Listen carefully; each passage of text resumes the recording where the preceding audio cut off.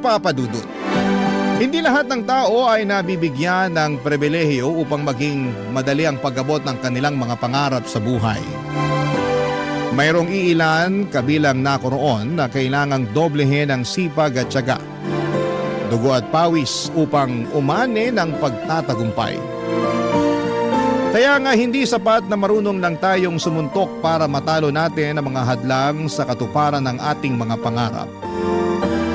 Bagkus, dapat ay marunong din tayong pumadyak. Bago ko po ipagpatuloy ang pagkukwento ay gusto ko munang samantalahin ang pagkakataon na magpasalamat sa programa ninyong Barangay Love Stories. Marami-rami na rin akong napakinggang storya ninyo online na nakaka-inspire. Lalong-lalo na nga kapag ang tema ay tungkol sa pamilya at pangarap. Nakaka-relate ako doon kaya naman nag-decide akong magbahagi na rin ng sarili kong kwento, Papa Dudut.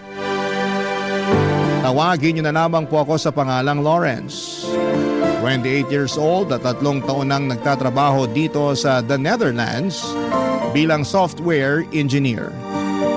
Hindi madali ang pinagdadaanan ko noon bago ako nakatungtong dito. Kaya nga masasabi ko na biggest success and achievement ko talaga ang makapag-ibang bansa at matulungan ng pamilya ko sa Pilipinas. Mahirap lang din kasi kami noong araw. Madalas salat kami sa pagkain kaya naranasan naming magutom. Panganay ako sa 5 magkakapatid at 17 years old pa lamang noon si Nanay Esper nang pinagbuntis niya ako at 18 years old naman siya noong pinanganak ako. Tapos ay naging sunod-sunod ang pagbubuntis at panganganak niya hanggang umabot na kami sa 5. Kaya kahit bata pa ako ay natuto na akong alagaan ng mga kapatid ko at tumayong ama sa kanila, lalo pat walang kakayahan ng aming tatay. Magsisimula ang aking paglalahad noong 18 anyos ako, Papa Dudut. Tubong Antipolo, Rizal ang aming pamilya.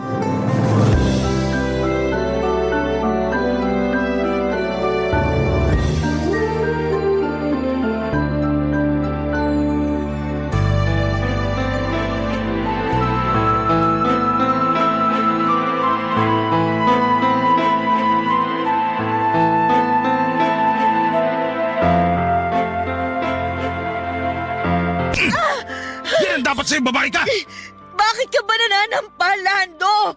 Tatanong ko pa talaga, ha? Isa ang kulit-kulit mo! Nakakatulig na yung bunganga mo! Tinatanong lang naman kita kung nasaan ang sahod mo, nananakit ka na kagad dyan. Di ba sinabi ko na ang wala? Paano wala? Sahod mo kahapon. Sa walang natira, magagawa mo! Paano walang natira? Saan napunta yung sinahod mo? Kainis naman to! Daming tanong! Malamang magtanong ako. Kita mo yung lagayan natin ng bigas? Wala nang laman, nakatiwangwang na. Ikaw pa naman yung klase ng tao na magagalitan kapag wala tayong nasasaing. Sinong hindi magagalit nakakapagod magtrabaho? Tapos pag uwi ko sa peste bahay na to, walang pagkain na nakahain. Mga sabi ka ng peste, kala mo mayaman tayo? Yung kakapirasong sahod mo, winawaldas mo lang sa kung saan-saan, kaya wala kang maibigay sa pamilya natin. Sigurado ang winaldas ko sa kung saan-saan? Oo, kasi hindi mo nga masabi kung saan napunta eh. Yan ang hirap sa'yo, tamang hinala ka. Hindi ba pwedeng binayad ko lang sa utang ko sa kumpare ko? Kasi naniningil na yung kumag? Binayad daw? Sana nagtira ka pa rin para sa atin? Day off ko naman! Pwede ba patahimikin mo akong babae ka? Bakit ka naninigaw? Nay, tay, nagsisigawan na naman kayo. Nagising ako sa away niyong dalawa eh. Oh, gising na pala tong magaling mong anak. Aba Lawrence, tanghali na oh. Tiritning araw sa labas, pero ikaw may panis na laway pa. Tigilan mo nga si Lawrence, wag mo siya pagbalingan ng galit mo. At sino gusto mong pagbalingan ko? Ikaw! Sige! Teka, tay, huwag niyo po sasaktan si nanay. Yan kasing nanay mo, masyadong mapapel. Paano ako naging mapapel kung inaawat ang kitang saktan ng anak mo? Nay, huwag na po kayong sumagot para di na magalit si tatay. Oh, makinig ka sa anak mo, Esper! Kanina pa nagagalit yung tatay mo. Akala mo kung sino? Siya na nga tong walang perang maibigay sa akin para sana dito sa bahay. Siya pa tong galit at nananakit. Hindi pa ba sapat yung ingay ng bunganga mo para magalit ako? Hirap sa'yo. Parang hindi mo naririnig sarili boses mo. Kaya hindi ka naiingayan. May karapatan naman po pala si nanay na magbunga nga eh. Wala pala kayong naiabot na sweldo sa kanya kaya siya ganyan. Ano sinabi mo? Narinig niyo naman po yung sinabi ko eh. Tay, wala na po tayong maisaing. Ubus na yung bigas kahapon pa ng tanghali. Sinubukan namin umutang sa tindahan pero nagalit sa amin yung tindera. Nakiusap lang si nanay kaya pinautang siya. Nangako si nanay na magbabayad siya ngayong araw pagkasahod nyo. Kaya siya nagbubunga nga kasi wala kayo naibigay na sahod, di wala siyang may pambabayad sa tindahan, lalo magagalit sa amin yung tindera. At bakit ka ganyan magsalita sa akin? Baka nakakalimutan mo tatay mo ako? Hindi ko po nakakalimutan yun. Pero baka kayo po yung nakakalimot na magpakatatay sa pamilyang to. Ah, ganon. Gusto mo rin yata masampal katulad ng nanay mo? Wag na wag mo sasaktan ang anak ko, Lando! At bakit hindi? Bastos siyang anak mo! Tama naman si Lawrence eh! Hindi ka marunong magpakatatay sa pamilya natin, kaya wala kang karapatang mainsulto! Hindi ka pa talaga nadala sa sampal ko? Gusto mo pa yatang dagdagan ko eh! Umalis ka na lang kung mananakit ka! Aalis talaga ako! Umuwi lang naman ako para kumain sana. Pero mukhang wala rin ako mapapala sa pamamahay na to! Kakain ka pa eh, wala na nga kaming makain dito! Eh di sama-sama tayong mamatay sa gutom! Peste buhay naman to oh! Ikaw ang peste sa buhay namin! Ako ba talaga? Ako pa, Esper? Oo, ikaw! Sino pa ba sa tingin mo? Ako? Yung anak mo? Malamang ikaw! Ay, pinagtutulungan niyo talaga ako, no? Ewan ko sa inyo! Papa Dudut, hindi na bago sa akin ang eksena kung saan ay nag-aaway ang mga magulang ko ng dahil sa pera. Bata pa lamang ako ay gano'n na sila, Papa Dudut. Akala ko ay masasanay na ako pero naririndi pa rin ako sa tuwing nagbabangayan sila. Minsan kampi ako kay tatay kasi nakakabinging manermon si nanay.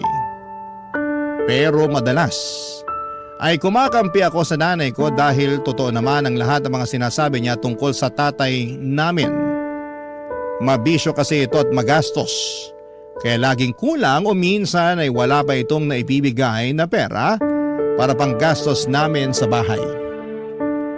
Nagtatrabaho sa atelier bilang mekaniko ang tatay ko, Papa Dudut. Si nanay naman ay taong bahay. Gustuhin man niyang tumulong kay tatay sa pagtatrabaho ay hindi na siya magkanda o gaga sa pag-aasikaso sa aming magkakapatid. Noong lumaki na kami ay tumanggap ng labahin si nanay para naman may pinagkakakitaan siya. Pero hindi yun regular at kung meron lamang nagpapalaba. Sinamahan na rin niya ng pamamalantya or pagkaplantya para may dagdag kita. May mga pagkakataon na kapag nagagalit si nanay sa amin ay lagi niyang bukang bibig na sana'y hindi na lamang niya kami pinanganak. Aaminin ko sa inyo, Papa Dudut, na nagtatampo ako nung bata ako kapag napapakinggan ko yon sa kanya. Pero habang tumatanda ako, na-realize ko na biktima lang din ng sitwasyon ng nanay namin. 9 na taon ang tanda sa kanya ni tatay at bata pa rin siya noong nagbuntis at nanganak. At pinilit magpakananay sa amin. Simula noon ay sinisi ko na si tatay kung bakit dinamay niya kami sa pagiging miserable ng buhay niya. Ayaw kasi ng mga magulang ni nanay at ayaw nila kay tatay dahil wala raw itong direksyon sa buhay at kontento na lamang sa pagiging mekaniko. Habang hindi naman masama yung trabaho niya, iba pa rin kapag may pangarap ka para sa pamilya mo. Kaya nga noong nabuntis si nanay, tinakwil siya ng mga magulang niya kaya sumama na lamang siya kay tatay at nagpakalayo-layo. Minsan bago ako matulog sa gabi ay hiniling ko na kung pwedeng maulit ang nakaraan. Sana hindi na lang nagkakilala sina nanay at tatay kahit na ibig sabihin noon ay hindi na kami pinanganak. Mahal na mahal ko si nanay dahil kapag hindi naman siya galit sa amin at sa sitwasyon ng buhay namin, ay pinaparamdam naman niya na mahalaga kami sa kanya. Lagi niyang sinasabi sa amin, Papa Dudut, na kami raw ang kayamanan niya sa buhay. Kaya nga masakit sa akin kapag nakikita ko siyang umiiyak. Kahit patagon ang dahil kay tatay, Papa Dudut.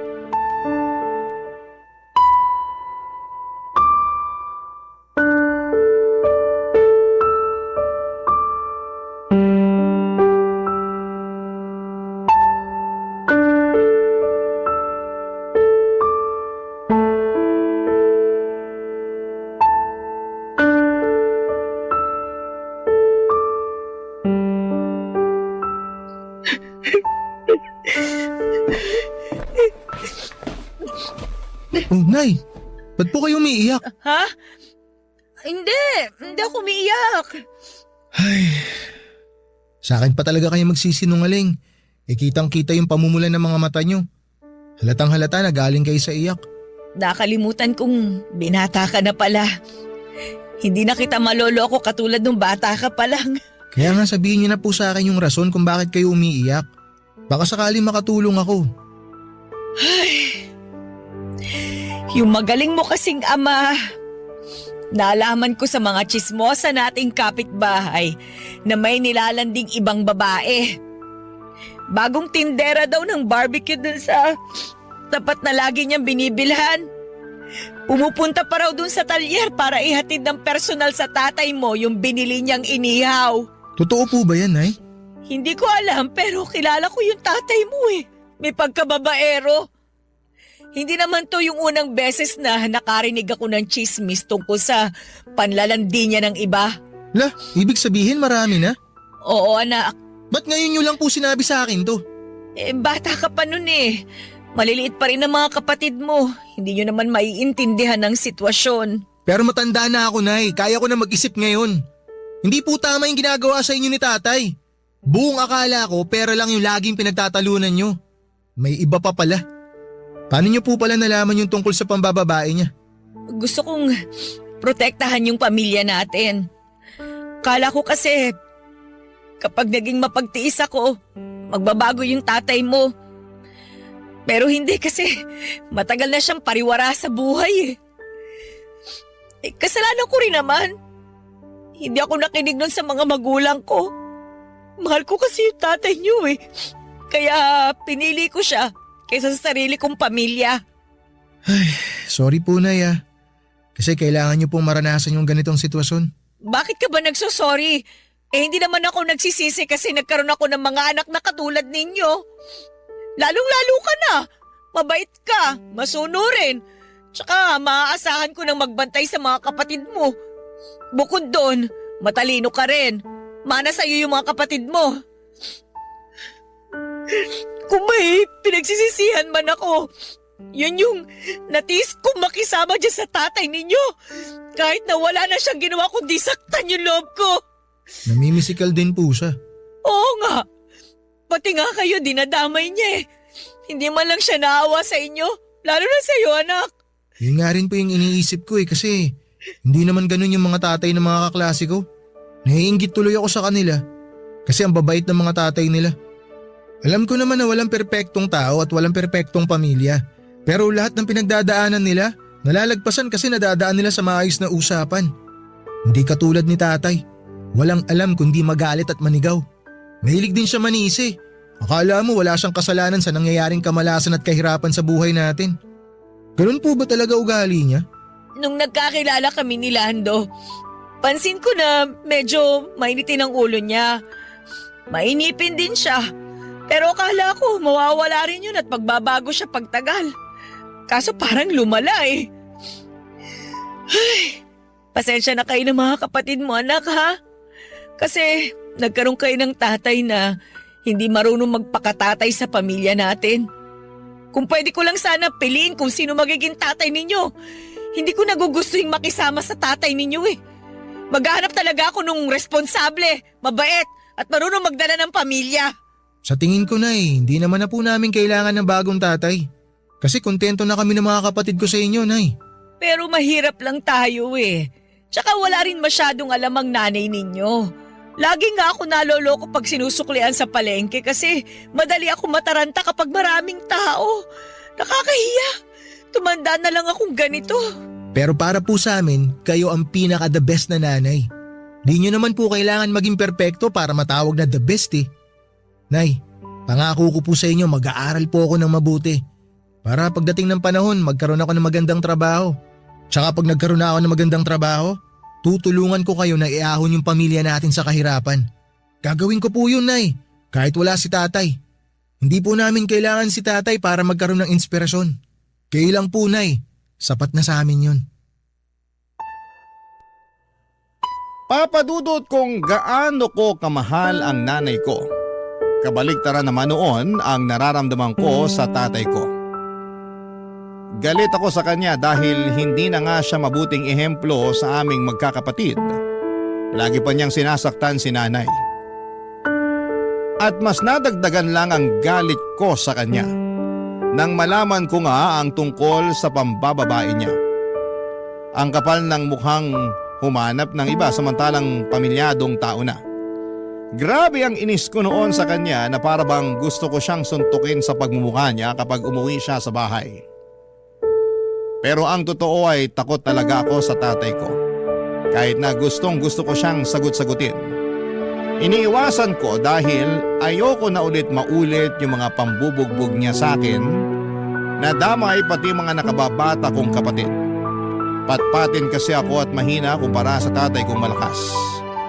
Wala talaga akong binatbat sa kanya. Sa katunayan, noong huling beses na ginulpi niya ako ay kamuntikan na akong maospital. Nasagot ko kasi siya ng pamalang dahil inaaway na naman niya si nanay. Buti na lamang at naawat siya ng nanay ko dahil kung hindi baka tuluyan na akong nabaldado noon, Papa Dudut. Barangay Love Stories. Barangay Love Stories. Papa Dudut, dahil po sa pambababae ni tatay, dumalang na lamang ang pag-uwi niya sa bahay namin. Kahit na masakit kay nanay, tinanggap na lamang niya ang kalokohan ng tatay namin. Natutuhan niyang tumahan sa pag-iyak at bumangon mula sa pagkakalugmok dahil meron siyang mga anak na kailangang buhayin. At ako naman, Papa Dudut, bilang panganay, ang kasakasama ni nanay sa paghahanap ng trabaho na pwede niyang pagkakitaan para may pambili kami ng pagkain. Nandun yung namasukan siya bilang tagahugas ng pinggan sa kantin, tendera ng balot, tauhan sa laundry shop at kung ano-ano pa. Pero may ugali si nanay na ayaw nangangamuhan kaya hindi rin siya nagtatagal sa mga pinagtatrabahuhan niya. Mabilis na nagdaan ang 1 taon na ganon ang aming sistema. Ako naman ay nagtatrabaho na rin noon habang nag-aaral. Nasa college na ako noon at kumukuha ng kursong BS in Information Technology. Buti na lamang at scholar ako dahil magastos ang kurso ko. Pero pangarap ko talagang makapagtapos at mabigyan ng karangalan ng pamilya namin. Kaya nga kasabay noon ang pag-working student ko. Bale, sumasideline ako bilang tagaluto ng sisig at dinakdakan sa isang fast food stall tuwing gabi. Kakilala ni nanay yung may-ari at gusto raw makatulong sa pamilya namin. Kaya pinayagan akong rumakit sa tindahan nila. Thankful ako dahil kahit papaano ay katulong na ako ng nanay ko sa pagtatrabaho. Isang araw, pauwi na ako noong galing sa eskwelahan nang sinurpresa ako ng nanay ko. Sakay ng isang padyak o pedicab. At hindi lang siya basta pasahero doon, kundi siya mismo ang nagmamaneho.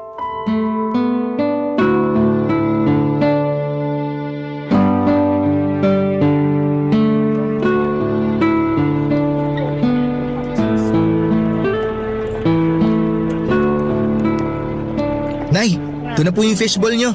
Salamat, nak. Kain muna tayo. Gutom na ako eh. Sige Nay, kain lang kayo. Astig talaga nitong pedicab. Kanino pala to, Nay? Sa akin. Sa inyo? Oo. Binenta sa akin ni Mang Nicanor. Nakatambak lang kasi sa garahe nila eh. Binili ko na. Ayos pa naman. Naisip ko, gagamitin ko sa pamamasada. Magpe-pedicab driver po kayo? Oo, bakit naman hindi? Kaya ko yun. Kaso di ba panlalaking trabaho yun? Baka mahirapan kayo, Nay. At bakit naman ako mahihirapan? Pipidan lang naman ako. Tingnan mo, nakarating nga ako rito sa eskwelahan mo para sunduin ka at ibida sa'yo tong pedicab na binili ko. Ang ganda, no? Opo, maganda nga po. Tingnan mo, nak. Oh, nilagyan ko ng picture nyo ng mga kapatid mo. Para kapag napapagod ako titingnan ko lang yan, gagaan na ulit ang pakiramdam ko. Nak, sinanay ng bola pa. Pero Nay, seryoso. Sigurado kayo kaya nyo talaga mag-pedicab? Aba, oo naman. Palagay mo sa nanay mo, uugod-ugod na. Hoy, 37 anyos pa lang ako, ano? Alam ko naman po yun pero nag-aalala pa rin ako sa inyo eh. Parang mas magaan pa yung dating yung trabaho sa laundry shop kesa sa pagpasada. At least dun na hindi kayo naiinitan. Hindi nga pero lagi namang mainit ang ulo ng bisor namin. Kala mo talaga kung sinong tagapagmana ng laundry shop na yon. Ang sama na ugali. Tapos wala pang galang sa akin mas matanda ako sa kanya. Ah, talaga po? Kaya ba umalis kayo dun? Oo, kasi hindi ko na talaga matagalan ng ugali. Ayoko naman patulan, baka masakal ko. Si nanay talaga. Biro lang. Hindi ako nananakal, no? Hindi ko nga nasakal ang tatay mo kahit gustong gusto ko na eh. Pero matagal-tagal ko na rin kasing pinag-iisipan na umalis doon. Sakto, nakapag-ipon naman ako ng kaunting pera at yun nga yung pinambili ko nitong pedicab. Ibang klase po talaga kayo. Hanga ako sa inyo kasi ang sipag-sipag nyo, Nay. Aba hindi pwedeng tumigil sa pagtatrabaho dahil ako na ngayon ang nanay at tatay sa bahay natin. Pero buti na lang din at nandiyan ka anak. Tinutulungan mo ko kaya gumagaan yung buhay natin.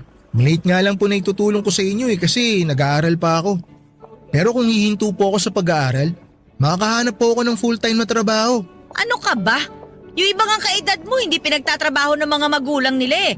Pero ikaw, nagbabanat ka na ng buto habang nag-aaral. Ayoko nga sana na pagtrabahuhin ka. Pero gusto mo naman, kaya pinagbigyan na kita. At malaking tulong talaga yon para sa pamilya natin anak. Walang kaso kahit magkano pa yung kinikita mo. Hindi naman ako naghahangad ng malaki tsaka may trabaho naman ako eh. Gusto ko, unahin mo pa rin ang pag-aaral mo para makapagtapos ka. Alam mo naman na pangarap ko yan sa inyong magkakapatid, di ba? Opo, Nay. Kaya nga po nagsisikap ako para mabigyan kayo ng karangalan. Naniniwala ako sa kakayahan mo kasi matalino ka eh. Pero wag mo rin naman masyadong pilitin ang sarili mo ha. Balita ko kasi mas mahirap daw sa kolehiyo eh. Hindi naman ako nakatungtong dyan kaya hindi ko masabi. Pero base lang naman sa kwento ng mga kakilala kong may mga anak na nasa kolehiyo katulad mo. Kaya nga ang payo ko lang, ayos na sa akin kung ano yung makayanan mo. Basta tapusin mo yung pag-aaral mo. Kasi alam mo anak, wala naman akong kayamanan na pwedeng ipamana sa inyo bukod sa edukasyon. Tatandaan ko po lahat ng mga payo nyo sa akin. Dapat lang. Kasi para sa'yo rin yun. Oh, teka, ubos mo na ba yung fishball mo? Opo, kauubos ko lang. O tara na, sakay na. Dadaan pa tayo sa palengke para bumili ng bigas at ulam. Meron akong kaunting kinita mula sa pamamasada kanina Makakabili tayo ng fried chicken. Sige po, gusto nyo, Nay? Ako na po magmamaneho? Kayang-kaya ko to. Ako na, kaya ko na ito. Umupo ka na lang dyan at mag-relax ka. Nay, salamat po talaga kasi nandyan kayo para sa aming magkakapatid. Ano ka ba?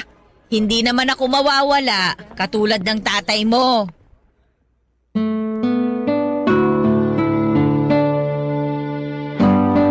Papa Dudut, hindi ako mahihiyang sabihin na proud akong pedicab driver ang nanay ko.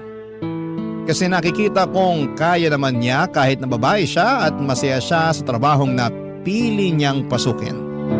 Kahit na mahirap, kahit na nakakapagod. Walang hindi kayang gawin si nanay dahil inspirasyon niya kaming magkakapatid. Kitang-kita ko ang alab ng determinasyon sa mga mata niya.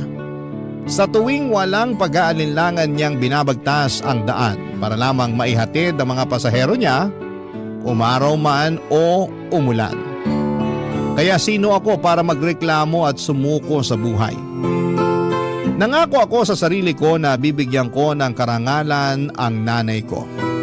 Sisiguraduhin kong makikilala siya ng karamihan dahil mabuti siyang magulang. At kapag binabanggit ko si nanay, kung gaano ako ka-proud sa kanya ay naluluha siya. Pero masaya naman daw siya. Doon ko nga napagtanto na kahit na hindi patas ang mundo sa lahat ng tao, ay meron pa ring pag-asa na hindi habang panahon ay nasa kahirapan kami. At nalulugmok ang aming buhay. Kumbaga, Papa Dudut ay bilog ang mundo.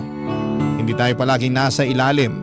Darating din ang araw na aasenso tayo at makakaahon papunta sa tuktok. Ganon ang naging buhay namin sa loob ng 2 taon, Papa Dudut.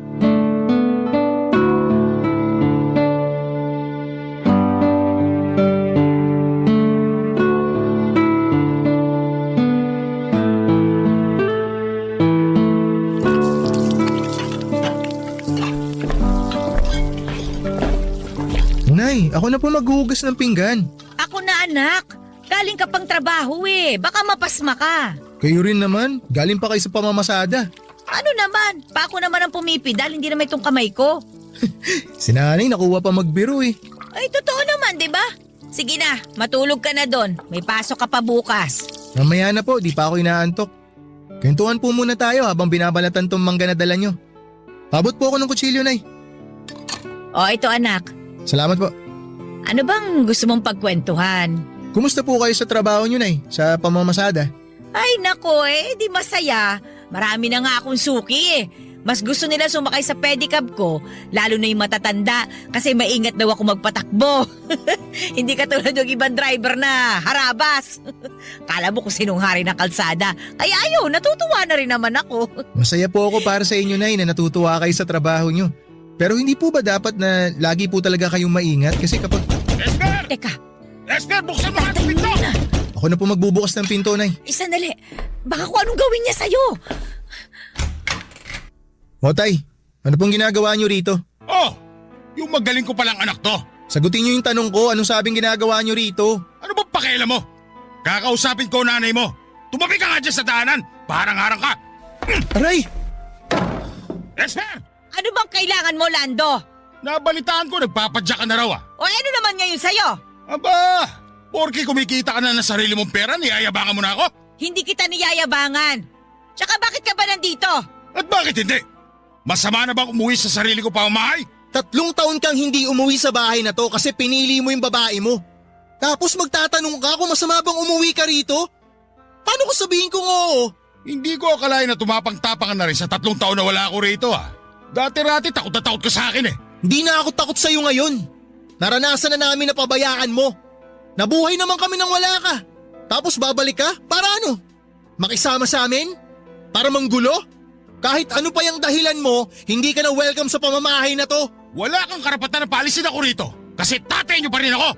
Wala na kaming tatay. Matagal na kayong patay para sa amin. Anong sinabi mo? Baka gusto mo makatikin na suto ko. Sige, subukan mo. Akala mo yata hindi ako gaganti sa'yo eh. Aba, matapa ka na nga talaga. Lando! Lawrence, tumigil nga kayo! Tuturuan ko lang ng leksyon tong anak mo. Napakahayop mo talaga, Lando!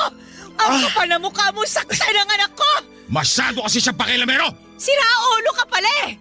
Pumunta ka lang talaga dito para manggulo! Umalis ka na! Matapa ka na rin ha. Balik ka rito para masakal kita. Bitiwan mo si nanay! Bitiwan mo ako!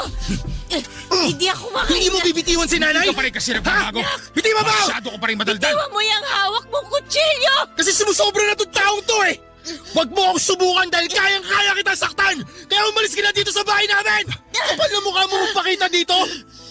Ayan na. Binitiwan ko na nanay mo. Bitiwan mo na rin ako, Chilo anak. Baka madulas ka, maisaksak mo sa akin yan. Pagkatapos mo kaming iwan, babalik ka na lang ng ganon? Kapal na mukha mo!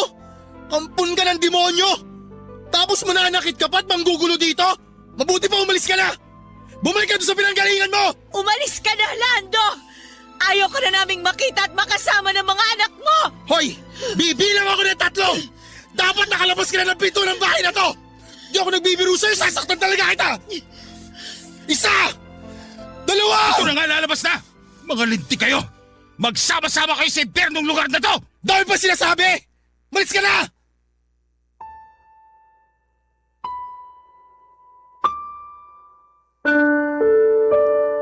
Papadudot wala naman talaga akong planong saktan si tatay. Gusto ko lamang siyang takutin dahil sumusobra na siya. Hindi namin akalain na uuwi siya ng gabing yon at gulat na gulat kami nila nanay na parabang nakakita kami ng bangkay na muling nabuhay.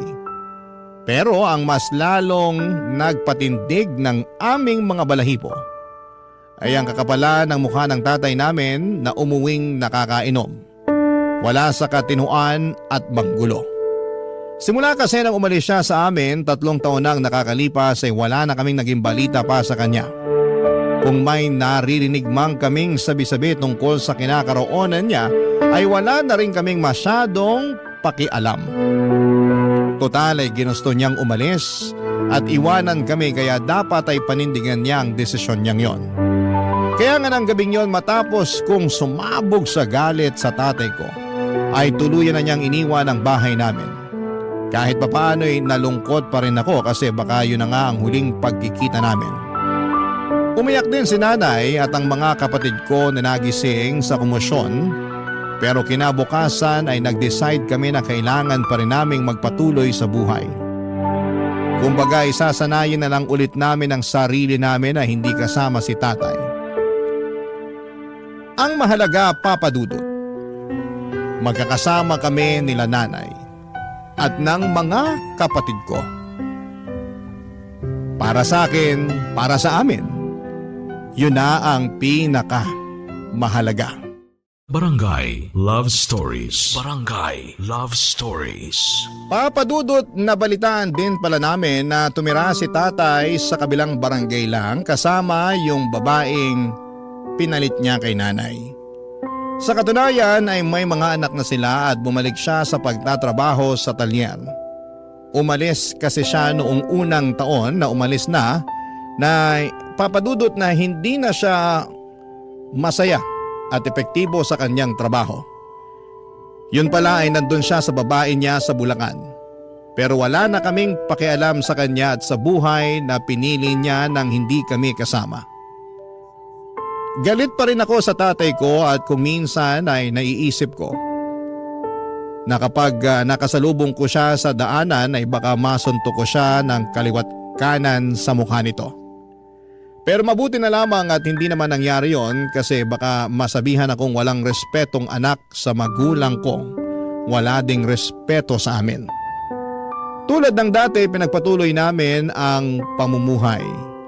Kapag hindi ako naka-duty sa food stall at kapag wala kaming klase sa araw, ako ang nagpapadyak para naman makapagpahinga si nanay. Sa sobrang sipag niya kasi madalas na siyang dapuan ng sakit tulad ng ubo at sipon.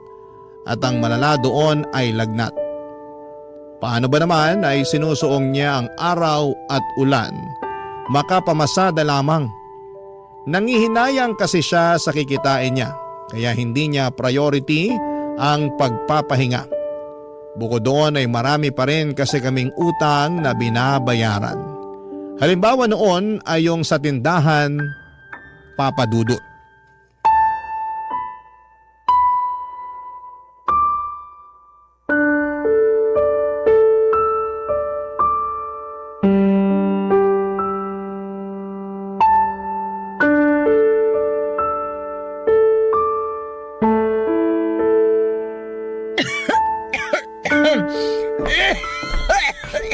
Nay, ito na po yung gamot nyo. Inumin nyo na po muna. Salamat, Lawrence. Nay, inuulit ko parang awa nyo na, magpahinga na muna kayo. Buong araw nang masama yung pakiramdam nyo tapos gusto nyo pa talagang lumabas kanina para mamasada. Huwag ka na masyadong mag-alala sa akin, anak. Ayoko lang talagang magpahinga kasi sayang yung kikitain ko eh. Kung nakapamasada lang sana ako ngayon, may pandagdag tayo sa pambili ng cake ng kapatid mo sa birthday niya sa Martes. Ibang klase talaga kayo, Nay. May sakit na nga po kayo, kami pa rin talaga ang iniisip nyo. Eh, syempre naman. Sino pa bang iisipin ko eh? Kayo yung mga anak ko. Tsaka, nangako ako sa kapatid mo na bibilang ko siya ng cake. Yung may paborito niyang, yung cartoon character ba yun? Ako na pong bahala sa cake ng kapatid ko. Huwag nyo nang isipin yun. Ang tutukan nyo, yung pagpapagaling nyo. Sige anak. Salamat talaga kasi lagi mo kong sinasalo. Sinasalo po saan? Sa mga pagkukulang ko sa pamilya natin. Sa mga panahon na hindi ko kaya kasi nagkakasakit ako. Pakiramdam ko, wala akong kwentang ina kapag hindi ko nagagawa yung lahat para sa inyo. Ano pong walang kwenta, Nay? Kahit nga po may sakit kayo, ang sipag-sipag nyo pa rin eh. Ayaw nyo yung nakahiga lang. Bumabangon kayo para maghugas ng pinggan imbis na natutulog. Kaya hindi kayo gumagaling kaagad kasi makulit din kayo eh. Masakit kasi sa likod kapag laging nakahiga eh. Tsaka kaya ko namang maghugas ng pinggan. Yun na nga po, Nay. Kasi iniisip nyo na kaya nyo. Kaya nyo inaabuso yung katawan nyo. Oh, bakit ka naman umiiyak, anak? Nalulungkot lang po kasi ako dahil may sakit kayo. Siguro kung hindi po kayo nagpe-pedicab, di kayo magkakasakit ng ganyan eh. Natural lang yun kasi napapagod yung katawan ko. Pero konting pahinga lang naman. Gagaling din naman ako. Pero lagi na lang po kayo may sakit, Nay. Siguro oras na para tumigil po kayo sa pagpe-pedicab nyo. Ano ka mo? Ayoko nga anak. Para rin naman po sa inyo yun. Pag tumigil ako sa pagpe-pedicab, sino na lang magtatrabaho para sa pamilya natin? Sige nga. Ako po. Anong silbi ko sa pamilya natin kung hindi po ako magtatrabaho para tulungan kayo, di ba? Para sa kaalaman mo anak, may silbi ka sa pamilya natin. Gusto ko lang po talagang makatulong, Nanay. Alam ko naman yun. Alam ko yun. Pero kasi nag-aaral ka eh. At wag na wag mong sasabihin sa akin na titigil ka na lang para makapagtrabaho. Wala naman na pong kaso sa akin yun, Nay, kung titigil ako. Para naman po sa pamilya natin yung gagawin ko eh.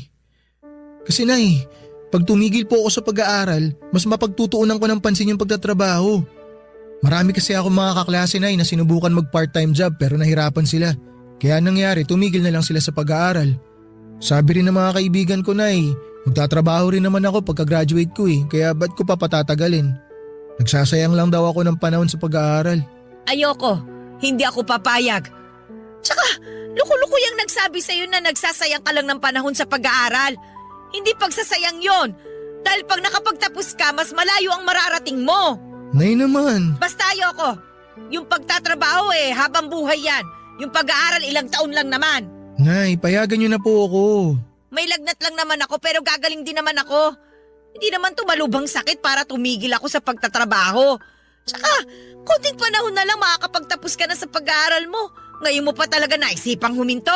Luko-luko ka pala talagang bata ka eh. Nag-aalala lang naman po ako sa inyo, Nay. Ay, pasensya na po kayo, Nay. Naiinip lang po kasi ako eh. Gusto ko na makatulong sa pamilya natin. Gusto ko na po makatulong sa inyo na mag-provide para hindi naman po kayo nahihirapan na magtrabaho. Naawa na po kasi ako sa inyo eh. Ayaw ko po na may mangyaring masama sa inyo, Nay. Lalo na pumapasada kayo. Nakakatulong ka sa pamilya natin. Ako ang nanay sa ating dalawa. Ako dapat ang magtrabaho ng husto para sa atin. Hindi ikaw. Dahil nag-aaral ka pa nga eh. Basta anak, sikapin mo na makapagtapos ka. Ilang taon na lang naman yan. Pasasaan din ba at magbubunga rin yung paghihirap natin kapag nakapagtapos ka na?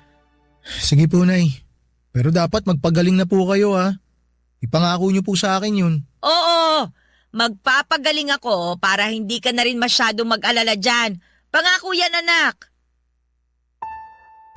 Papadudot nag-usap pa kami ni nanay ng ilang minuto bago siya inantok dahil na rin sa gamot na ininom niya. Nang makatulog na siya ay hinalikan ko ang kanyang noo at umusal ng panalangin sa Diyos na sana'y pagalingin na niya ang nanay ko. Tapos ay saglit kong tinitigan si nanay habang inaalala yung mga pinag-usapan namin. Hindi pa rin siya nagbabago. Kahit na may sakit na siya ay punong-puno pa rin ng pag-asa ang mga mata niya na balang araw ay mapagtatapos niya kaming magkakapatid sa pagpapadyak niya. Kaya nga kahit mahirap, kahit na minsan ay nawawala na ako ng dahilan para tapusin ang pag-aaral ko, ay binabalikan ko lahat ng pinagdaanan namin upang makahanap ng rason kung bakit kailangan kong makapagtapos.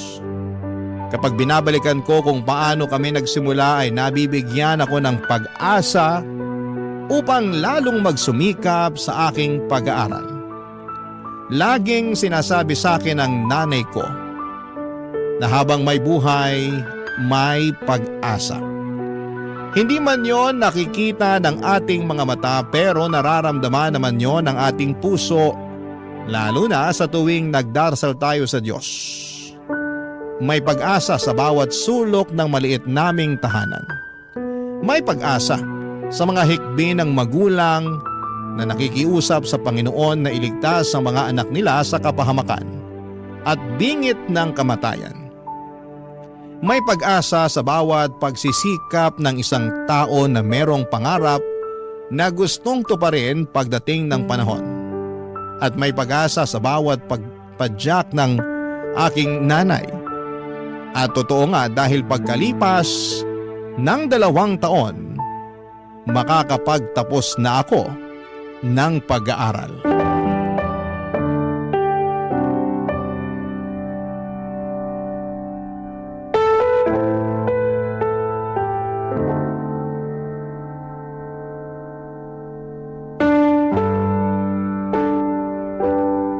Congratulations, anak! Ay, naku!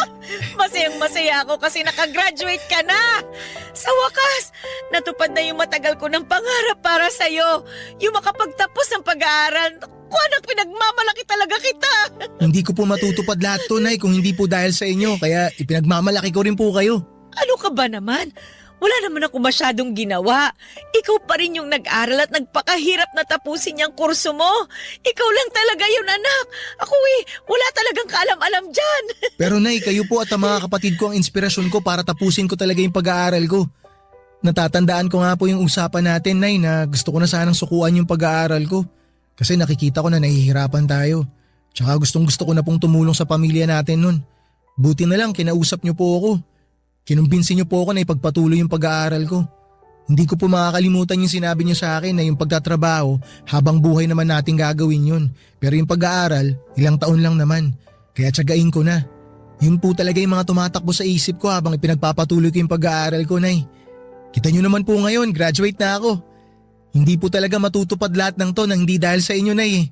Kaya maraming salamat po talaga. Ano ka ba naman? Walang anuman yun, anak. Siyempre, nanay mo ko eh. Responsibilidad kong suportahan ka. Lalong-lalo na dyan sa pag-aaral mo. Alam mo kung tutuusin, maliit na bagay lang naman yung ginawa ko eh. Nagtrabaho lang naman ako ng mabuti. At nangarap ka sabay mo na balang araw makapagtatapos ka. Para na rin siyempre, mas malayo yung marating mo sa buhay. Kaya wala yun, anak. Sabi ko nga po sa inyo kanina, Nay, na pamilya natin ang naging inspirasyon ko para makapagtapos ako. Mas nagkaroon po talaga ako ng dahilan para tapusin yung pag-aaral ko dahil pangarap ko na mabigyan kayo ng magandang buhay. Pero marami ka pang pagdadaanan. Hindi porket nakapagtapos ka na ng pag-aaral, itapos na rin ang lahat. Doon pa lang magsisimula, anak. Sana wag kang magmadali na matupad yung mga bagay na gusto mo para sa pamilya natin. Kasi karamihan sa mga anak ng mga kakilala ko hindi naman masaya sa ginagawa nila. Kumbaga, napipilitan lang sila. Kaya nga, dahan-dahanin mo lang, anak. Huwag kang magmamadali. Opo, Nay. Tatandaan ko po yung mga sinabi niyo. Ganyan nga. Pakiramdam ko tuloy ako yung gumraduate eh. Ewan ko ba, talagang proud lang ako sa'yo, anak. Proud na proud din po ako sa inyo, Nay. Kaya alay ko po sa inyo tong graduation ko na to. Ay, salamat. Naku, may ibibida na ako sa mga kasamahan ko sa pamamasada. Sa wakas, may anak na akong napatapos sa kolehiyo. Kayo rin po, lagi ko kayong binibida sa mga kaklase ko. Ay, talaga? Anong sinasabi mo sa kanila? Lagi kong sinasabi sa kanila na yung nanay ko, masipag na pedicab driver. O ano naman ang sabi nila? Siyempre natutuwa sila, Nay. Humahanga sila sa'yo. Kasi alam nila na hindi madali yung trabaho nyo. Pero kinakaya nyo para mabuhay kami magkakapatid. Doon palpak si tatay yung buhayin yung pamilya natin. Lalo na nung iwan niya tayo para sumama dun sa babae niya. Ay, nako. Naisip ko lang, kung di lang siguro nagloko yung tatay mo, sana dalawa kami ngayon na nagse-celebrate ng graduation mo. Dalawa kami ngayon na proud sa'yo. Naisip ko rin po yan, Nay, pero hindi ko na lang masyadong pinagtutuunan ng pansin. Pero alam niyo, Nay, pag binabalikan ko yung mga kasalanan niya sa atin, nagpapasalamat ako. Kasi hindi na natin siya kasama ngayon. Wala na tayong problema, wala na tayong konsumisyon. Ako rin naman. Lalo na tapos na yung mahabang panahon ng pagpapakatanga ko dyan sa tatay mo at pakikisama sa kanya kahit na lagi niya akong pinahahalik sa kamao niya. Ay, tsaka mas mahal ko kayo ng mga kapatid mo at mas mahalaga kayo sa akin kesa sa kanya. Sino ba siya? Ako pa bang magpapakahirap sa kanya? Ako magdudusa? Doon na lang siya sa babae niya. Basta pangako ko po sa inyo, Nay, ito na po ang magiging simula ng pag-asenso natin. Gagawin ko po lahat para maiahon tayo sa hirap. Basta anak, Huwag kang magmamadali sa pag-asenso. Kasi hindi naman yan instant na pwede mong makuha agad-agad eh. Lahat ng bagay sa mundo, pinaghihirapan yan at pinagtitiisan. Katulad niyang pag-aaral mo. Aba, ay pinaghirapan mo yan at pinagtiisan. Kaya nagtagumpay ka. Ano, naiintindihan mo ba? Opo, Nay. O mabuti naman. Ay, Nay, teka. Meron pa pala akong isang sorpresa. Ano ba yan, anak? Ito po, sulat. Sulat? Ay sige, akin na. Basahin niyo, Nay. Cum laude? Cum laude ka, anak? Naku naman, ang galing-galing talaga ng anak ko. Mana-mana lang po yan, Nay. Nagmana po ako sa inyo eh. Papa Dudut, proud akong nakapagtapos bilang cum laude at inalay ko ang tagumpay ko na yon sa pinakamamahal kong nanay. Ipinangako ko sa kanya ng araw na tinanggap ko ang aking diploma at medalya na yun na ang simula ng pagbabago ng aming buhay. Bagaman hindi pa rin naman naging madali ang pinagdaanan ko sa paghahanap ng trabaho, hindi ako sumuko dahil pinalaki ako ng nanay ko na palaban at hindi nawawala ng pag-asa. Kaya naman hindi nagtagal ay nakapasok naman ako sa isang private company sa Quezon City. Tumagal din ako ng 1 taon doon bago ako nabigyan ng opportunity na makapagtrabaho abroad, bagay na hindi ko na nga pinalagpas pa. Sa kasalukuyan, kahit na malayo ako sa pamilya ko hanggang ngayon ay pinoprotektahan pa rin ako ng mga panalangin ng nanay ko. Pakiramdam ko ay ligtas ako araw-araw, lagi pa rin naman akong tumatawag sa kanila dito sa Pilipinas. Nakapagpundar na kami ng sarili at maayos naming bahay. Nakapagtapos na rin sa pag-aaral ang iba kong mga kapatid. Hindi na nagpapadiyak si nanay dahil meron na siyang pinagkakabalahang food stall. Kung tatanungin ninyo ako kung may balita ako sa tatay namin ay meron kasi nalaman namin na nagkaroon siya ng malubhang sakit sa baga. Tapos walang-wala rin sila ng kinakasama niya. Kaya may nakapagsabi sa akin na lagi raw siyang nakasilip sa dati naming bahay.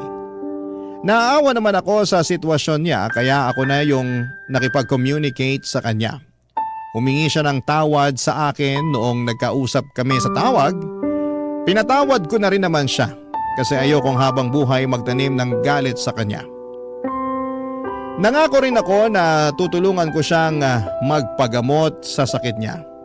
Kaya lang po papadudot nitong nakaraang buwan, noong August 2024 ay tuluyan na rin pong pumanaw ang tatay ko.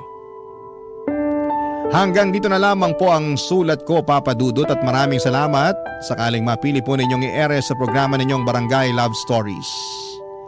Sana po ay kinapulutan po ito ng aral at inspirasyon ng mga kabarangay natin, and God bless and more power sa Barangay LS 97.1. Ang inyong forever kapuso at kabarangay, Lawrence. Dear Papa Dudut, magandang tanghali po sa inyo, magandang tanghali rin sa lahat ng nakikinig sa inyong programang Barangay Love Stories. And happy Valentine's Day po sa lahat. Ako po si Thaddeus, 25 years old at isang freelance graphic designer. Hindi katulad ng mga normal na binata ay hindi po ako buo. Literal ito dahil pinanganak po akong walang kamay sa kanang bahagi ng aking braso. Hindi ko alam kung ano ang ginawa ng nanay ko, kung kaya ako nagkaroon ng depekto, pero pagkalabas ko pa lamang ng mundong ito, unang segundo pa lamang ng buhay ko ay meron na akong kapansanan. Hindi ko alam kung bakit ako yung nabigyan ng ganong klaseng birth defect. Parang napaka-unfair lang kung iisipin. Dahil wala pa naman akong ginagawang mali para mabigyan ng ganong kaagang problema. Hindi pa man ako nakapagsisimula ay may disadvantage na agad ako sa buhay na siyang dinala ko hanggang sa pagtanda ko. Papadudot, 5 kaming magkakapatid at ako ang bunso. Hindi mayaman ang pamilya namin. Tindera ng isda sa palengke ang nanay kong si Selma samantalang kargador naman ang tatay ko. Kahit ganoon ang buhay namin ay napupunan naman ng mga magulang namin ang mga pangangailangan namin sa pang-araw-araw. Maliban doon ay punong-puno rin kami ng pagmamahal mula sa magulang. Sa kabila ng kapansanan ko ay sinigurado ng mga magulang ko na hindi sila magkukulang sa pagmamahal at pag-aalaga sa akin. Hindi nila pinaramdam na may mali sa katawan ko. Itinuring nila akong normal katulad ng mga kapatid ko. At isa yon sa mga bagay na ipinagpasalamat ko hanggang ngayon, Papa Dudut.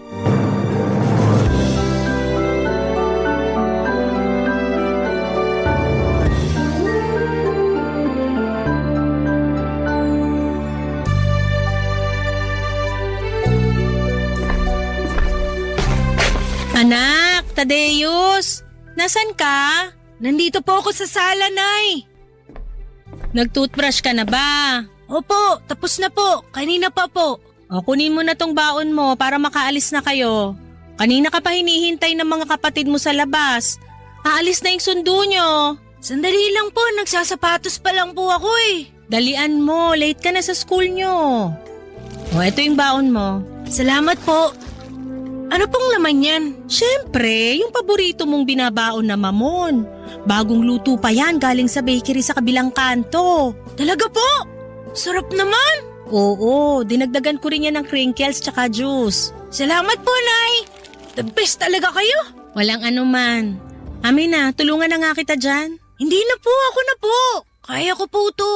Kaya mo ba talagang itali yung sapatos mo? Oo naman po. Akala niyo po ba porkit wala akong isang kamay, hindi na po ako marunong magtaali ng sintas ng sapatos? Hindi naman. Iniisip ko lang kung marunong ka na bang magtali kasi first time mo lang namang gumamit ng sapatos na may sintas eh. Dati kasi yung sapatos na velcro yung binibili namin ng tatay mo para sa'yo. Wag po kayong mag-alala kasi tinuruan na po ko ni tatay kung paano magsintas. Nasa diskarte lang po yan, tingnan nyo. O sige na nga, panood nga kung paano ka magtali ng sintas. Watch and learn, Nay. Una, pagbuhulin mo muna, tapos gamit yung isang paa, apakan mo yung isang sintas para mahigpitan yung pagkakabuhol. Tapos ito po, tingnan nyo, kahit isang kamay lang kaya ko tong gawing bunny ears. Bunny ears? Opo, yun ang sabi ni tatay. Dapat daw po magmukhang tenga ng rabbit tong sintas kapag naitali na ng maayos. Ah, oo nga naman. O yan po, tapos na. Wow, galing naman ng anak ko. Siyempre, madiskarte po ako eh. O yung kabila naman. Sandali lang po, relax. Eto na po, itatali ko na po. Habang tinatali mo yan, matanong kita, kamusta naman sa school nyo? Sa school? Maayos naman po, masaya. Wala ka bang mga kaklase na nangaasar sa'yo dahil sa kamay mo? Wala po. Mababait yung mga classmate ko. Hindi po nila ako binubuli. Mabuti naman kung ganon. Nag-aalala lang kasi ko sa'yo kasi baka hindi namin alam binubuli ka na pala sa eskwelahan nyo. Marami po akong kaibigan sa school, Nay.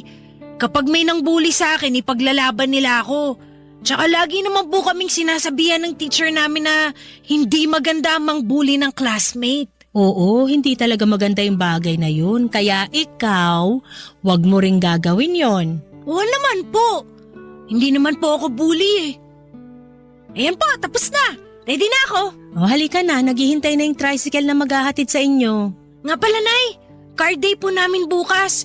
Sabi ni Ma'am, kailangan niya raw po mag-attend para sa PTA meeting.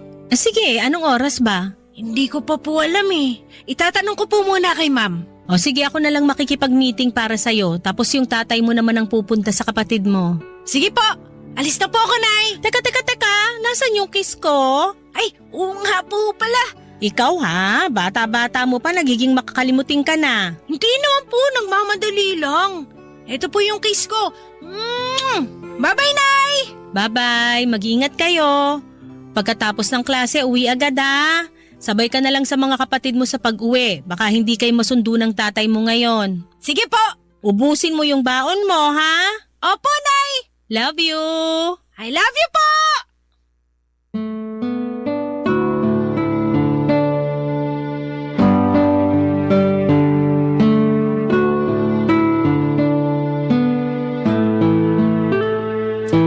Naging marespeto ang mga kapatid ko pagdating sa kapansanan ko. Kahit na nag-aaway kami ay hindi nila ginagamit ang kawalang ko ng kamay para insultuhin ako. Tinuruan kasi sila nila nanay at tatay na igalang ang isang tao anuman ang pagkukulang nila sa katawan. Sa loob ng bahay namin, ramdam na ramdam ko ang pagmamahal at respeto namin sa bawat isa. Kailanman ay hindi nila ako itinuring na kakaiba. Mula sa lolo't lola, mga tito at tita, pati mga pinsan ko ay hindi iba ang naging turing nila sa akin. Walang favoritism sa bahay namin. Pinapagalitan nila ako kung nagkakamali ako at kinakampihan naman nila ako kapag ako ang nasa tama. Kaya naman walang inggitan sa aming magkakapatid. Ito ang dahilan kung bakit sa mga unang taon ng buhay ko ay hindi naman naging problema sa akin ang birth defect ko. Pero ibang usapan na po noong nagbinata na ako. Ibang kwento na noong pumasok ako sa high school. Ito kasi ang parte ng buhay ko kung saan ay maituturing kong pinakamalalang alaala ko hanggang sa ngayon. Noong panahon kasing yon ay sobrang lala ng naranasan kong pambubuli mula sa ibang tao. Araw-araw ako ang naging tampulan ng tukso. Hindi lang ng mga kaklase ko kundi pati na rin ng mga teachers ko. Ako ang laging ginagawang punchlines ng ibang teachers namin para lang gawing good mood ang buong klase. Kaya tuloy malakas din ang loob ng mga kaklase ko. Naasa rin ako dahil sa ginagawa ng mga matatanda sa akin. Dahil doon ang self-confidence ko na nabuo noong bata ako. Dahil sa suporta ng pamilya ko ay nawala na. Dahil sa hindi matapos-tapos na pambubuli sa akin noon, Papa Dudut.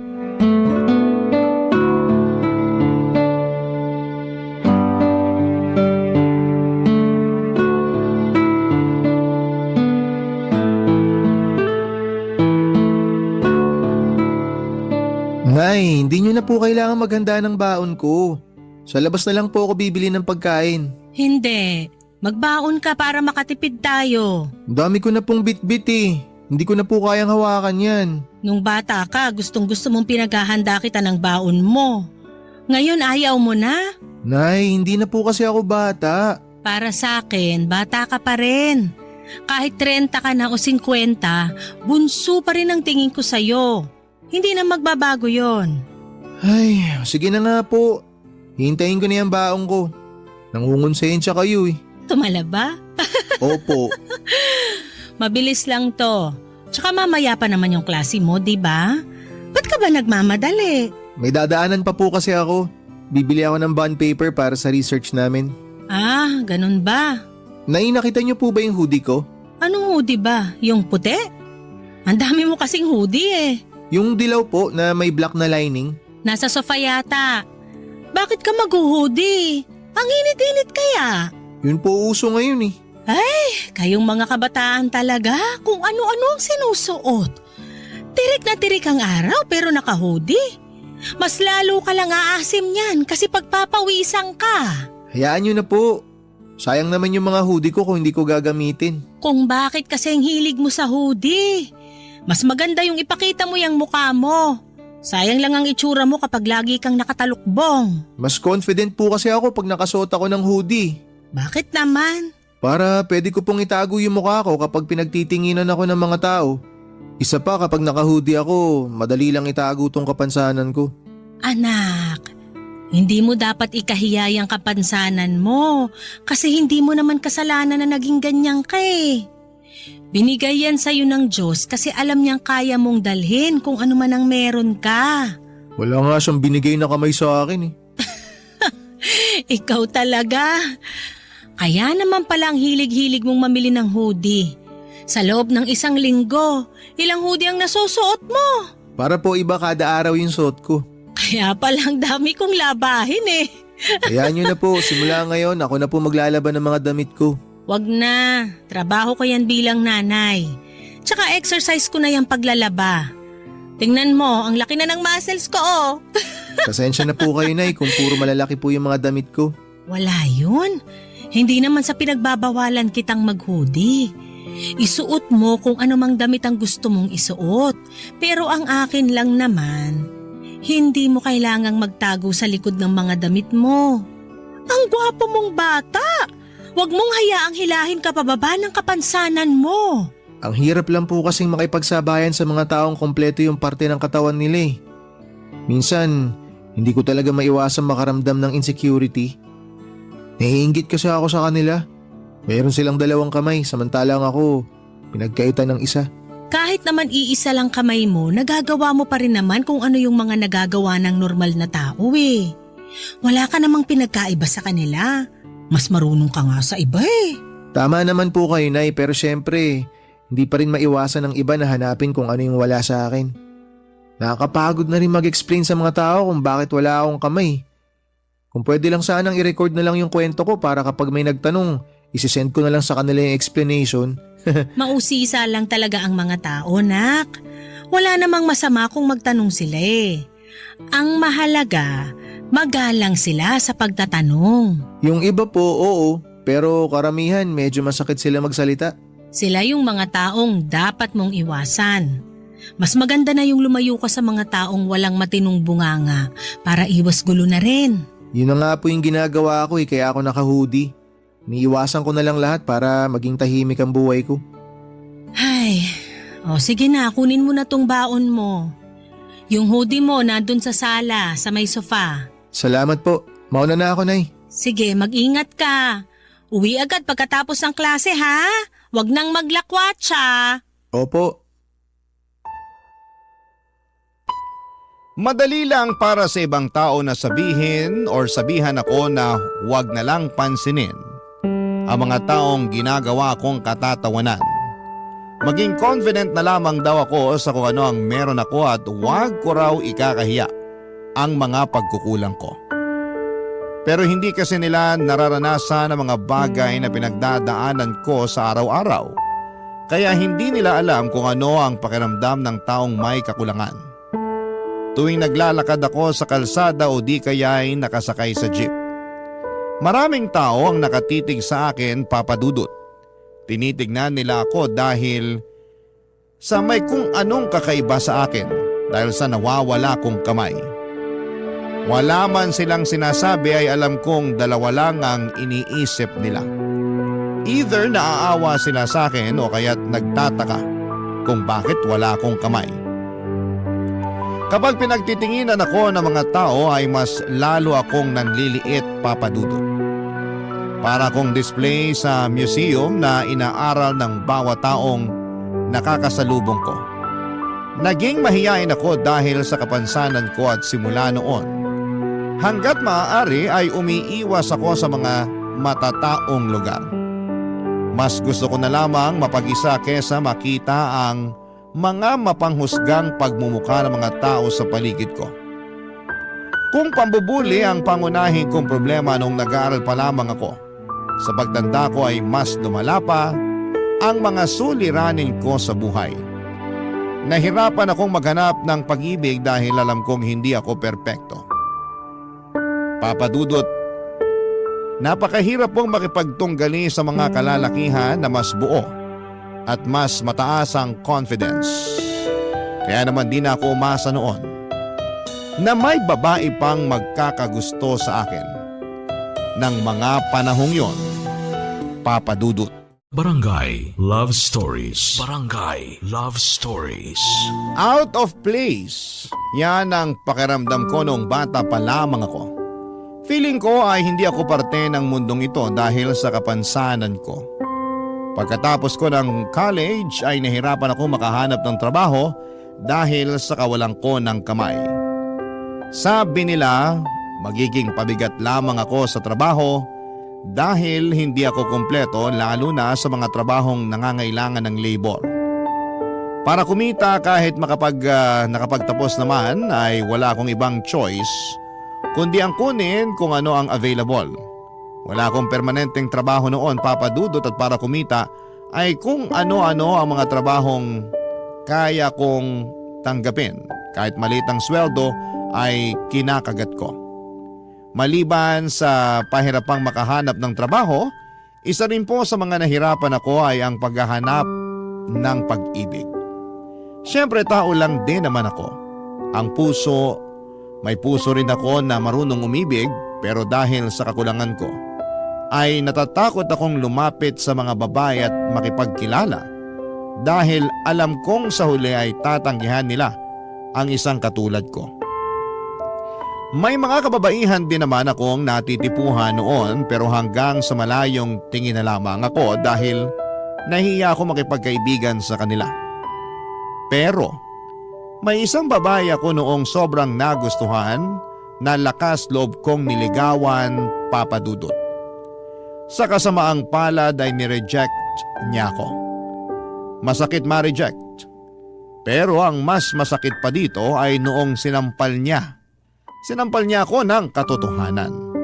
Nawala na raw babaeng magkakagusto sa akin dahil kulang-kulang daw ako. Wala daw bababa sa level ko. Lalo na kung wala naman daw akong ibang may offer sa kanila. Ang mga salitang yon ay parang kutsilyong umukit sa aking kaisipan. Kaya naman simula noon ay hindi ko na sinubukang manligaw pa, Papa Dudut.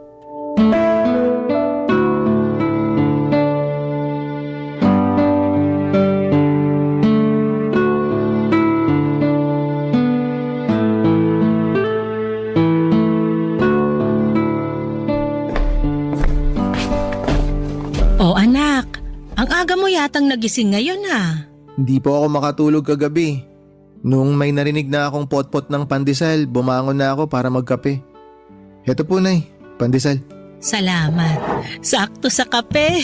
Naku, sayang, ubos na po yung palaman. Gusto niyo po ipagluto ko kayo ng itlog? Hindi, wag na. Salamat. Isasawsaw ko na lang to sa kape ko. Dito ka na lang para may makakwentuhan ako. Sige po. Kamusta naman ang buhay-buhay? Buhay? Kung in general, sakto lang naman po. Kaya naman. Pero kung tatanungin niyo po ako ngayon kung kumusta ako at the moment, medyo mabigat ang buhay, Nay. Bakit naman mabigat? Ang hirap po maghanap ng trabaho eh. Lalo na kung palagi kang dinidiscriminate. Minsan pasado naman ako sa requirements na hinahanap nila pero dahil nga wala akong isang kamay, hindi nila ako kinukuha sa trabaho. Grabe naman yung mga yon. Hindi ka man lang binigyan ng chance. Wala po akong magawa, Nay. Liability kasi ang tingin nila sa akin eh. Mabigat kasi parang nakaka-pressure po sa part ko. Sina kuya at ate may trabaho na tapos ako nakapagtapos nga pero wala namang permanenteng trabaho. Huwag kang ma-pressure. Wala namang nangyayaring kompetisyon eh. Tsaka hindi ka naman namin minamadaling maghanap ng trabaho. Alam naman namin na hindi ganun kadaling maghanap ng trabaho ngayon. Gusto ko lang po sana kasing makabawi sa inyo, Nay, para naman may saysay yung pinag-aralan ko. Gusto kong may kapalit yung sinakripisyo nyo sa akin ni tatay. Makita ka pa lang namin na nakapagtapos, na healthy, na masaya. Bayad na sa amin yung mga sakripisyong yon. Huwag mo i-pressure ang sarili mo, anak. Nakakahiya lang po kasi. Asus, anong ikahihiya mo? Huwag kang mahiya. Lagi ka na lang nahihiya. Tularan mo ko, makapalang muka. Alam mo kung anong makakatulong sa'yo dyan sa nararamdaman mo? Ano po? Girlfriend. Sinanay naman eh. Hindi, totoo nga. Malaki ang tulong ng girlfriend sa buhay. Siya ang magbibigay ng saya sa'yo lalo na ngayon sa edad mong to. Girlfriend ang kailangan mo para mabawasan yung bigat na nararamdaman mo. Nay, kaibigan nga, hirap na ako magkaroon. Girlfriend pa kaya? Bakit naman? Wala ka bang natitipuhang babae ngayon? Meron naman po. Ayun naman pala eh. Anong problema? Hindi ka ba marunong manligaw? Hindi naman po sa hindi ako marunong manligaw. Ayoko lang pong manligaw. Ha? Bakit naman? Natatakot po ako ma-reject eh. Natatakot ako na baka hindi nila ako magustuhan. Parte yan ng ligawan. Hindi naman lahat ng tao magkakagusto sa'yo eh. Kaya ka manliligaw para malaman kung sino yung taong may gusto sa'yo. Sa itsura ko pong to, walang magkakagusto sa akin. Walang magtatangkang magmahal sa akin. Bakit mo naman pinapangunahan yung desisyon ng mga tao sa paligid mo? Hindi mo naman alam kung ano iniisip nila. Kahit naman po hindi nila sabihin, alam ko naman na hindi nila ako magugustuhan. Alam mo ba, nung pinanganak kita? Ganyan din mag-isip yung nurse, katulad sa'yo. Katulad ko po? Paano, Nay? Nung nagising ako, binigay ka sa akin ng nurse na katulong ng doktor na nagpaanak sa akin para padedehin. Hindi ko pa alam noon na may kulang sa'yo. Saka ko na lang nalaman nung inexplain na sa akin nung nurse lahat. Tapos, ano po nangyari? Bago pa man ako makapag-react, inunahan na niya ako. Ang sabi niya sa akin, iuuwi mo tong batang to. Mamahalin mo siya katulad ng pagmamahal mo sa iba mo pang anak. Ituturing mo siya ng normal. Sinabi niya po yun sa inyo? Oo, nagulat nga ako eh. Ano pong sinagot niyo? Sabi ko, oo naman. Mamahalin kita kahit pa wala kang muka kasi anak kita. Wala akong pakialam kahit may kulang pa sa'yo, kaya wag niya akong pangunahan. Ayun, nagsorry siya sa akin. May ilang ina daw kasi na hindi kayang tanggapin yung anak nila porke pinanganak silang hindi normal. Kaya ikaw, wag mong pangunahan yung mga iniisip ng ibang tao kasi iba-iba tayo. Hindi lahat ng tao masama. May mga tao ring malawak ang pangunawa. Lagi mong itatakyan sa isip mo. At katulad nga ng sinabi ko ay madali lang ang magbigay ng advice. Pero para sa taong nakakatanggap nito ay mahirap sumunod sa mga sinasabi ng taong wala naman sa iyong kinakakatayuan. Anumang advice ang ibigay nila sa akin ay walang nakatulong para maibalik ang dati kong confidence sa katawan. Noong nagka-pandemic, isa yon sa mga bagay na nakapagbigay ng opportunity sa buhay ko. Hindi ko kailangang lumabas. Hindi ko kailangang makipag-interact sa mga tao.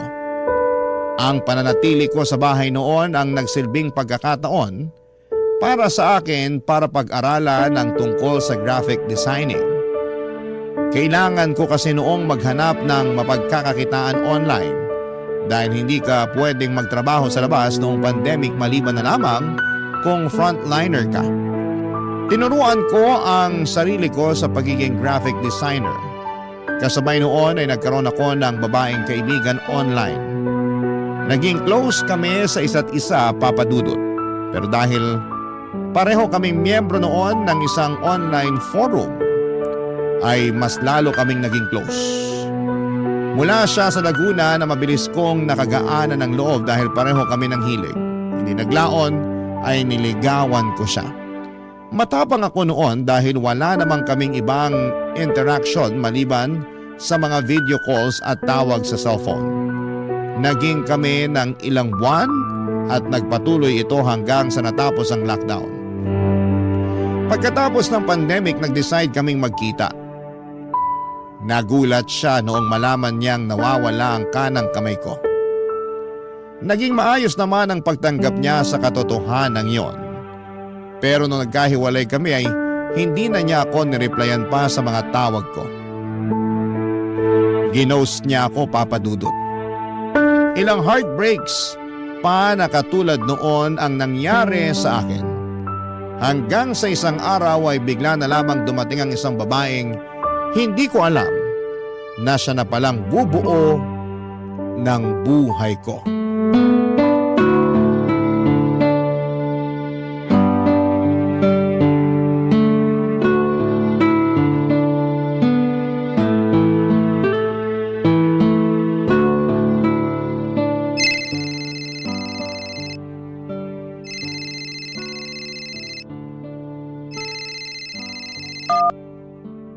Hello? Hello, good morning po. Si Tadeus po ba to, yung nag-layout? Ako nga po. Sino po sila? Ako si Cecil. Naghahanap po kasi ako ng layout artist. May kaibigan kasi ako na nag-recommend sa inyo. Binigay niya yung number mo sa akin. May ipapagawa po ba kayo? Meron sana eh. Gumagawa ka ba ng school paper? School paper? Oo, yung parang diary siya pero para sa school. Hindi kasi ako marunong mag-layout eh. Kaya naghahanap sana ako ng makakatulong sa akin. Gumagawa ka ba nun? Nakagawa na ako dati ng newsletter para sa isang company. Parang parehas din naman yun, di ba? Oo, Patulong naman po ako. Kaya po ba? Kaya naman, basta layouting lang ang gagawin ko. Ilang pages po ba? 20 pages lang po. May deadline po kayo? 3 to 4 weeks bago siya ipasa. Marami ka bang ginagawa ngayon? May isang tarp lang po akong kailangan tapusin. Mabilis lang naman yon. May habol ba natin kung sakali? Kaya naman po, basta wala akong ibang gagawin. Paano po ba yung layout na gusto nyong masunod? Hindi ko kasi siya ma-explain sa tawag eh. Pero may ibibigay naman ako sa yung sample from previous issues. Mas maganda siguro kung magkita na lang tayo. Pwede nyo rin naman pong i-email sa akin kung sakali para ma-check ko na. Oo, sige. Mas maganda pa nga. Pero remind ko lang po kayo na layout lang po yung gagawin ko ha. Hindi po ako magsusulat ng articles na ilalagay sa school paper. Oo, ako nang bala sa articles. Nasulat na yung iba, itatype na lang. Pati yung mga picture na gagamitin ko, ako na magbibigay nun. Sige po, paki-email nyo na lang po lahat para ma-check ko. Hindi ba mas maganda kung magkita na lang tayo ng personal para ma-explain ko sa inyo ng maayos yung dapat na gawin? Medyo complicated to kasi eh. Sige po kung yun ang gusto nyo. Mas mabuti yun kasi parang isang explanation na lang tayo kaysa naman i-email ko pa. Nakakalito yun. Sige ma'am, kayo pong bahala. O text ko na lang sa'yo yung date at saka place. Most probably itong weekend para walang pasok. Okay po ma'am. Sige po, salamat. Bye! Bye po. Sino yun, anak? Bagong kliyente, Nay. Nag-inquire lang kung gumagawa raw po ako ng school paper. Kinuha mo? Opo, sayang naman po kung hindi. Pera din yun. Mukhang nagiging sikat na tong negosyo mo ah. Tingnan mo, kapag hindi ka nagmamadali, darating at darating din yung trabahong para sa'yo. Pero kung hindi pa po nag-pandemic, hindi ako magkakaroon ng oras para aralin tong ganitong klaseng trabaho. Dahil yan sa pagiging porsigido mo sa buhay. Salamat, Nay. Babae ba yung kliyente mong yon? Opo, teacher po yata. Bakit, Nay? Teacher? Wala naman. Baka lang siya na rin pala yung inaantay mo. Inaantay po na ano? Girlfriend! Di ba matagal ka na rin naghahanap ng girlfriend? Sinanay naman eh. Hindi naman po ako naghahanap. Tsaka trabaho lang po to. Walang halong mali siya. Malay mo lang naman. Ang pag-ibig, unpredictable yan. Dumarating na lang kung kailan hindi natin inaasahan. Anong pangalan niya? Cecil po. Pangalan pa lang maganda na, oh. Nay, kliyente ang kailangan ko, hindi girlfriend. At tong si Ma'am Cecil, kliyente ko lang siya. Wala namang masama dun eh. Bahala nga kayo, Nay. Basta ako, kliyente ang hinahanap ko. Oo na, binibiro lang naman kita eh. Halika na, samahan mo ko. Saan po tayo pupunta?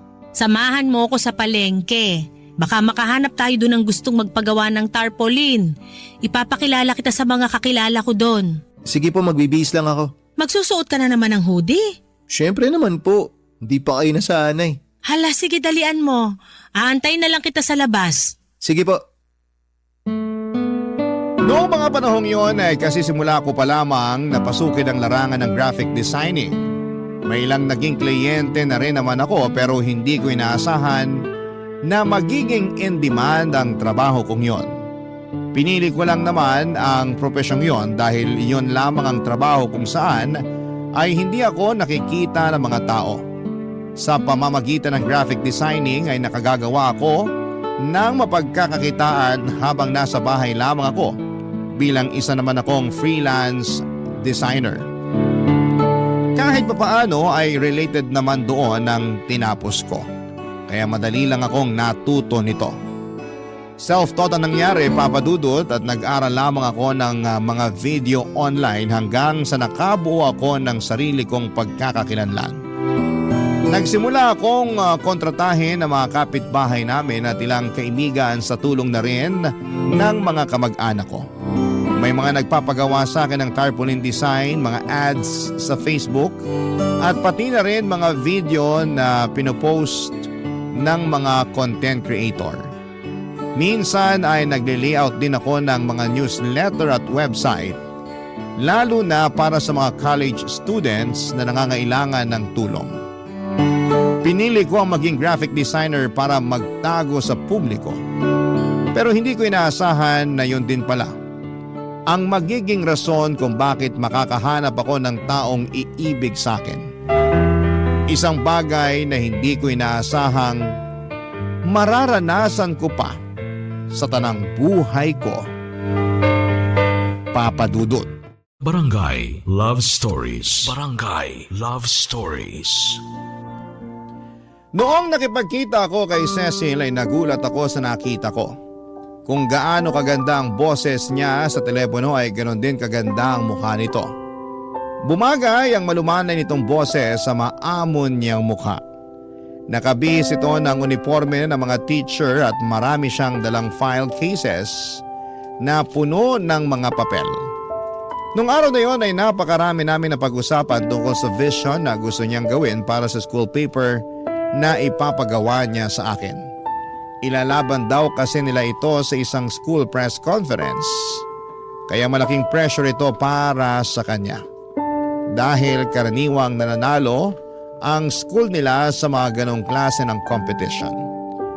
At bilang first time na school paper advisor ay kailangan niyang magpatulong para masustain ang pagiging winner ng school paper nila. Papadudot noong time na yon ay wala ang focus ko sa pinag-uusapan namin. Tango lamang ako ng tango sa lahat ng mga pinagsasasabi niya, pero ang totoong focus ko ay ang nakakabighani nitong ganda. Para siyang manika at ang mga mata niya ay nakaka-hypnotize. Nabudol nga ako dahil noong pinag-usapan na namin ang tungkol sa professional fee ko ay sobrang baba ng rate na ibinigay ko sa kanya. Saka ko na lang po ito na-realize nung nakauwi na ako ng bahay. Pero para sa akin ay okay lang din naman yon, Papa Dudut. Sa mga sumunod na linggo ay palagi akong binibisita ni Cecil para i-check ang ginagawa kong school paper nila, Papa Dudut.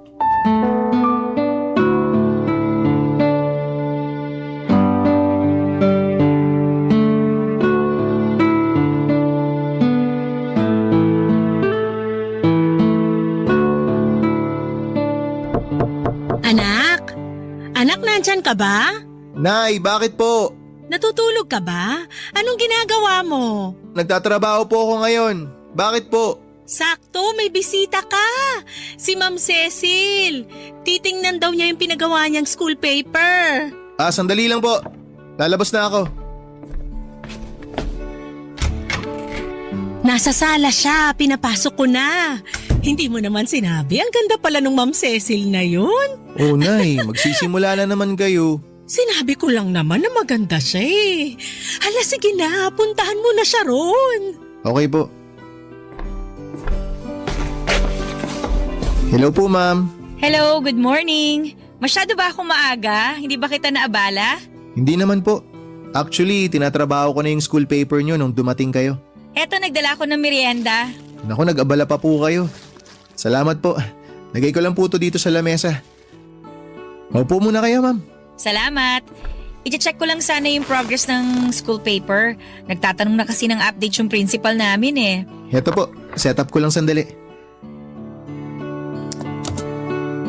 Pwede niyo pong i-check ngayon, ma'am. Tapos na po ako sa mga balita. Doon na ako sa editorial page. Ang bilis mo naman palang magtrabaho. Nakalimang page ka na kagad.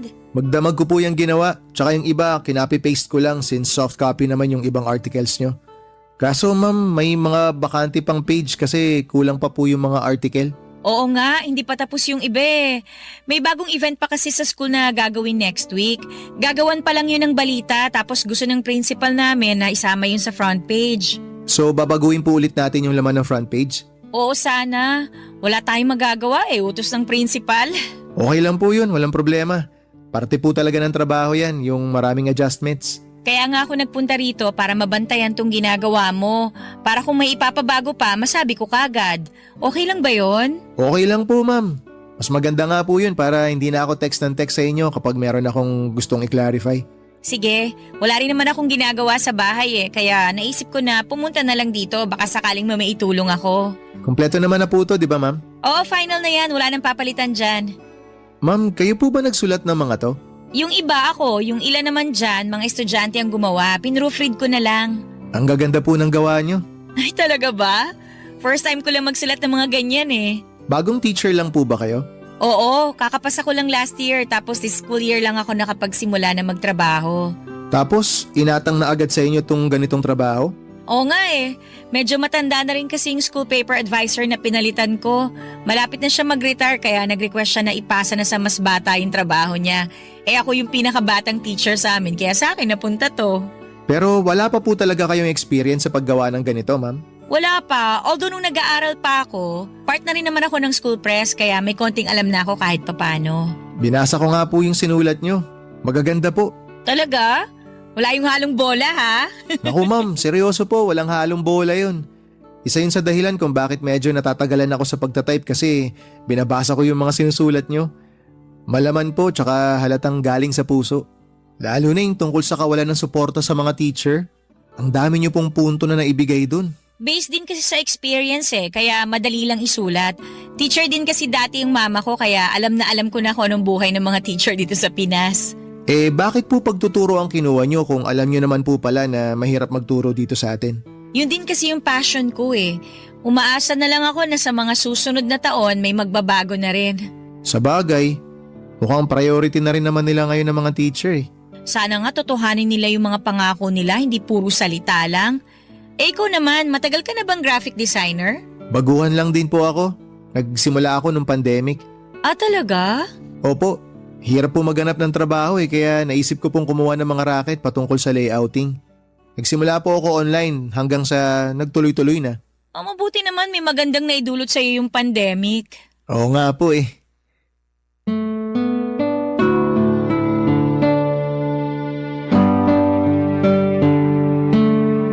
Papadudot habang papalapit ng laban nila Cecil ay halos araw-araw na akong pinupuntahan noon ni Cecil sa bahay para i-check ang progress ng school paper nila. Maya't maya rin kasi ang pagkakaroon nito ng pagbabago at pagdaragdag ng mga additional articles. Kaya palagi rin ako nag-a-adjust sa mga request nito. Papadudod sa mga araw na yon ay hindi ko inaasahan na magiging close kami ni Ma'am Cecil. Napaka-welcoming ng aura nito na para bang wala siyang daladalang panghuhusga. Kapag kasama ko siya ay hindi ako nakakaramdam ng takot o pagkahiya. Kalmado lamang ako at dahil doon ay nailalabas ko ang totoong ako. Kapag siya ang kausap ko, siya ang nakakita ng pagiging kengkoy at makulit na personality ko na karaniwang hindi nakikita ng ibang tao. Halos 3 linggo rin ang pinagsamahan namin ni Ma'am hanggang sa natapos ko ang school paper na pinapagawa niya sa akin. Nung araw na yon ay nakaramdam ako ng lungkot dahil ibig sabihin noon ay wala ng Cecil na bibisita pa sa bahay. Hindi na ulit kami magkikita dahil tapos na ang ugnayan naming dalawa. Pero ilang linggo ang lumipas, nagulat na lamang ako nang bigla akong tinawagan ni Cecil. Masaya niyang ibinalita sa akin na nanalo raw ang school paper nila at ilalaban ito sa regional. Ibig sabihin noon ay may chance na magkikita ulit kaming dalawa. Dahil sa sobrang saya ay inimbitahan ako ni Cecil na lumabas para daw i-treat ako ng merienda dahil malaki ang naitulong ko sa kanya, papadudot.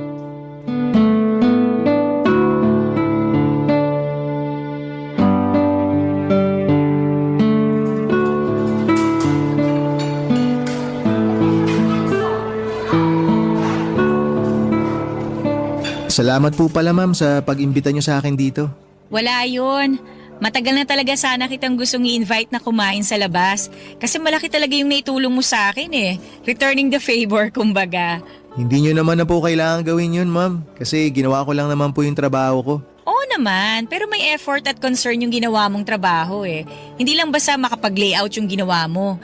Tumulong ka rin magbigay ng inputs at suggestions. Laking tulong nun kaya tayo nanalo sa school paper. Congratulations po pala. Salamat. Ano po pala yung sinalihan nyo? Para saan po ba yun?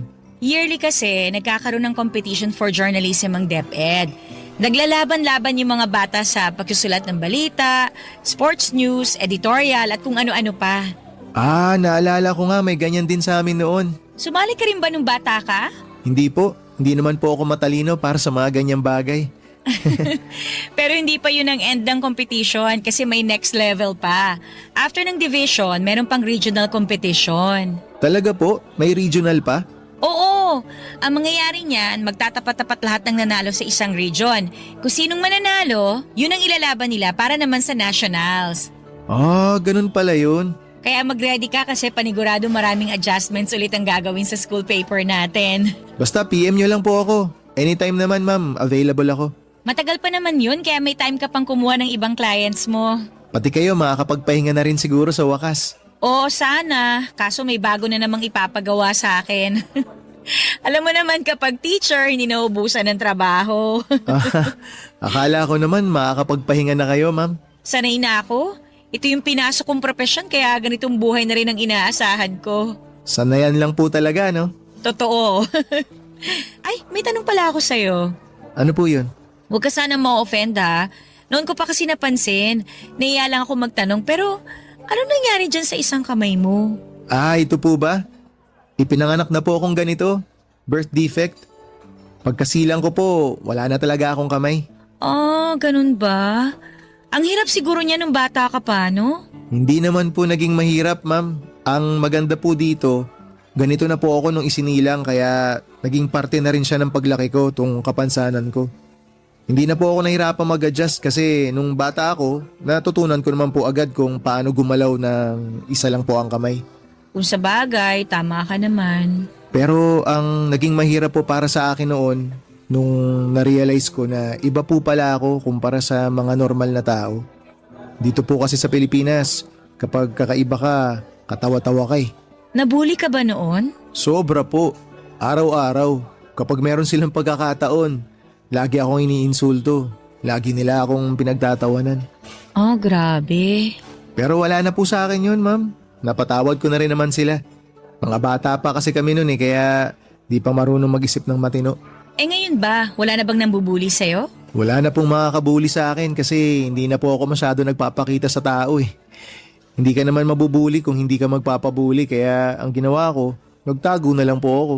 Nakakalungkot naman. Dapat hindi ka magtago. Dapat nga maging proud ka. Kasi sa kabila ng lahat, napakatalentado mong tao. Ma'am, aanuhin ko naman po yung talento kung ang unang napapansin sa akin ay yung kapansanan ko. Na-offend ka pa rin ba kapag pinapansin ng iba yung kapansanan mo? Siyempre naman po. Alam ko na kung bakit. Sige po ma'am, bakit nga po ba? Kasi, ikaw mismo ang bumubuli sa sarili mo. Ikaw mismo yung nag-iisip na hindi ka magaling dahil lang sa iisa yung kamay mo. Yung mindset mo ba, hindi ka worth it kasi hindi ka buo. Ikaw yung pinakaunang bully ng sarili mo. Ay, siguro nga po tama kayo. Ang totoo niyan, hindi ko rin tanggap tong sarili ko eh. Lagi kong tinatanong ang sarili ko kung bakit ako ganito. Tingnan mo ako. Kita mo tang sungki-sungki kong ngipin? Kinakaya ko rin to noon. Binubuli ako kasi iba-iba raw yung direksyon ng ngipin ko. Pero pagtanda ko, natutunan ko rin tanggapin tong ngipin ko. Ba't ko ikakahiya, di ba? O ngayon, ngiti lang ako ng ngiti. Kiber kung sungki-sungki ngipin ko. Wala naman sila magagawa dun eh. Di ba? Sobrang ganda niyo pa rin ma'am kahit nga sungki yung ngipin niyo eh. Exactly. Ikaw rin, cute ka rin. Kahit paanong pagkukulang ang meron sa'yo. Talentado, mabait, magalang, madiskarte. Aba, lahat ng katangian na yun, kayang-kayang tabunan yung kawalan mo ng kamay. Pagkatapos ng araw na yon ay inad ako ni Ma'am sa Facebook para mas maging mabilis daw ang pag-contact nito sa akin kapag nangangailangan ulit siya ng graphic designer. Isa pa ay kailangan pa nilang ilaban ang school paper nila sa next level kaya marami pa silang kailangang palitan at ayusin. Sa pamamagitan noon ay mas lumalim pa ang pagkakaibigan namin ni Cecil hanggang sa na-realize kong nahuhulog na ang loob ko sa kanya. Lakas loob akong nag-confess ng pagkagusto ko sa kanya, Papa Dudut. At nagulat ako noong tinanggap niya ako nang walang pag-aalinlangan. Niligawan ko siya ng ilang buwan at sa unang pagkakataon ay may isang babaeng sumagot sa akin. Tinanggap ako ni Cecil kahit na hindi ako buo. Minahal niya ako kahit na hindi ako kumpleto. Siya ang taong bumuo sa nawawalang piraso ng buhay ko. Si Cecil ang isang taong naging rason kung bakit tanumbalik ang saya at sigla ng buhay ko. Dahil kay Cecil ay bumalik ang confidence ko sa sarili ko na matagal ko nang binitawan. Sa unang pagkakataon ay naging proud ako sa sarili ko. Tinanggap ko ng buo ang kapansanan ko at hindi ko na itinago ang kakulangan ko. Noong time na yon, Papa Dudut, ay itinigil ko na ang paggamit ng hoodie na naging simbolo ng kahihiyan ko dahil sa birth defect na ibinigay sa akin. Papa Dudut, mahirap buuin ang kumpiyansa sa sarili lalo na kung paulit-ulit na ipinamumukha sa iyo ng mga tawa mga bagay na wala ka. Pero minsan ay may darating sa buhay natin na tutulong sa ating bumangon at lumaban. Para sa akin ay si Cecil yon na hanggang ngayon ay patuloy ang pagmamahal at pagtanggap sa isang tulad ko. Isang taon na po kami magkasintahan at ang relasyon at patuloy pa kaming gumagawa ng mga bagong alaala. Dito na po nagtatapos ang kwento ko. Muli, Happy Valentine's Day po sa inyong lahat at sana po ay masaya kayo sa araw na ito. Ang inyong forever kapuso at kabarangay. Happy Valentine's Day po sa inyong lahat. Tadeus.